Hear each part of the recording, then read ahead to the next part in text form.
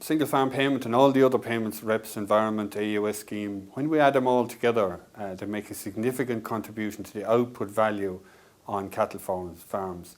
The National Farm Survey would show that for the two main systems of cattle farming, the suckling and finishing systems, that they're about 50% of the total value of output. So for every euro that comes in terms of sales of animals on those farms or output sold on those farms, there's a euro coming in terms of a direct payment, largely funded through CAP. When we look at that in terms of the income on the average farm across the country, cattle farm in the National Farm Survey, it makes a huge proportion of the income. In fact, in the vast majority of those, it's more than the income on the farm. So in other words, up to 50% of the payment is actually used to subsidise the farming operation. So they're retaining less than 50% of the single farm payment as profit, or look at it the other way, the CAP payments make up to 200% of the profit figure on the farm. In terms of when we look and rank farmers and at the top in terms of their gross margin difference, there's about 300 to 350 euros of a difference in the top between top and bottom when we look at top third versus bottom third. The most interesting figure there is when we look at why is that difference in gross margin there.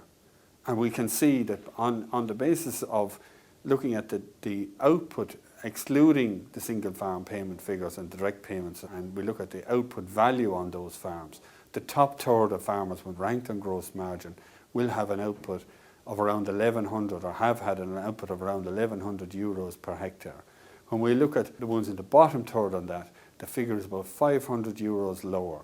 In other words, then, that's a huge advantage that the top farms have. And that's made up of higher quality animals, better prices for their animals, etc., higher weights, finished, etc., finished, better carcasses, etc., grading and that. Now, when we looked at those farms again and looked at the interesting figures, when we're looking at the variable costs in those farms, we see there's relatively little difference per hectare basis between the top ones and the bottom ones. So in other words, a lot of the costs going into those lower profit farms, a lot of the costs are still going in. There's very little difference. In fact, there's only 40 euros in the difference. For an output difference of 500 euros, it's remarkable. Why is that? Well, you know, again, it's down to individual farmers' choice of systems. It's down to lack of efficiency in terms of grassland management, breeding, all the things that Teagasc are trying to encourage farmers to take on and improve their efficiency are there in those figures. And when we look at it, again, on the basis of those farms that are able to retain the single farm payment, even the very efficient guys are just about able to retain most of the direct payments that they get. The lower third are not able to retain them. They're similar to the national farm average. When you look at their profit as a percentage of the gross output, their only profit figures less than 50% of what they're taking in. So in other words, these are very exposed farmers in terms of their exposure to any change in CAP reform in future. So any €1 reduction in the direct payments going on to those farms will have a €2 reduction in terms of their income. So that's a very significant thing. And at the conference today here, we're looking at how Ireland positions itself in terms of making the case for retaining as much of that single farm payment into the future as possible. There's a number of issues that are going to be addressed. First of all, in terms of the total CAP budget that's coming into Ireland, I think we're going to be under pressure to retain it. The CAP budget is under pressure in Europe. The 12 newer countries are looking for a bigger share of the payments. Fortunately, on a per hectare basis, we are in or about average across Europe. So, you know, we stand a better chance than maybe a lot of other countries of retaining our payment. In terms of how it will be distributed, I think, again, this is a decision.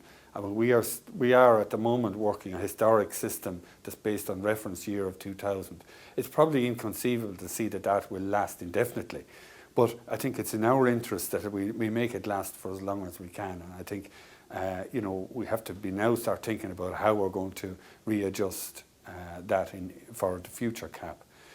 I think in addition, you know, we do have to look at within Ireland if there is some attempt to generate a flat payment across the country. I think it is an issue. I think one issue that if we try and bring down the big payments and bring up the lower payment on a per hectare basis, it will lead, and we have studies done in relation to this in Teagasc, it will lead to an increase in the payments and a transfer of payments to the north and west of the country and away from the south and east. It will lead to a transfer of payments from the larger dairy and beef farms into the smaller dairy and sheep farms in particular.